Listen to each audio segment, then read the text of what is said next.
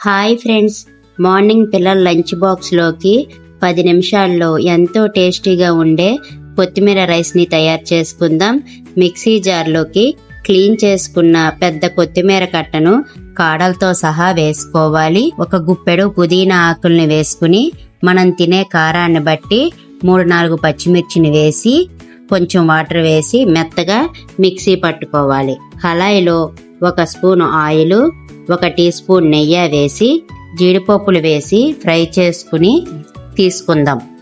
ఇప్పుడు 1 స్పూను జీలకర్ర వేసి 1 దాల్చిన చెక్క, 2-3 లవంగాలు, 2 యాలకులు వేసి 1 మీడియం సైజు ఉల్లిపాయ ముక్కల్ని వేసుకుని ఉల్లిపాయలు మగ్గాక 1/2 స్పూను అల్లం వెల్లుల్లిపాయ పేస్ట్ వేసి అల్లం వెల్లుల్లిపాయ పేస్ట్ పచ్చివాసన పోయే వరకు వేయించి మనం మిక్సీ పట్టుకున్న కొత్తిమీర పేస్ట్ ని వేసుకుని మన టేస్ట్ కి తగినంత ఉప్పు, 1/2 స్పూన్ పసుపు వేసుకుని 5-6 నిమిషాలు మీడియం ఫ్లేమ్ లోనే కొత్తిమీరలోని వాటర్ అంతా పోయి ఆయిల్ సపరేట్ అయ్యే వరకు కలుపుకుంటూ ఉండాలి. 5-6 నిమిషాలకి ఆయిల్ సపరేట్ అవుతుంది. ఇప్పుడు ఉడికించుకున్న రైస్ ని వేసి కొత్తిమీర పేస్ట్ అన్నంలో కలిసేదాగా బాగా కలుపుకున్న తర్వాత అరచెక్క నిమ్మరసం పిండుకొని మనం ఫ్రై చేసుకున్న జీడిపప్పుల్ని వేసుకుని మిక్స్ చేసుకుంటే క్విక్ అండ్ టేస్టీగా లంచ్ బాక్స్ రెసిపీ కొత్తిమీర రైస్ రెడీ అయ్యింది. Thanks for watching.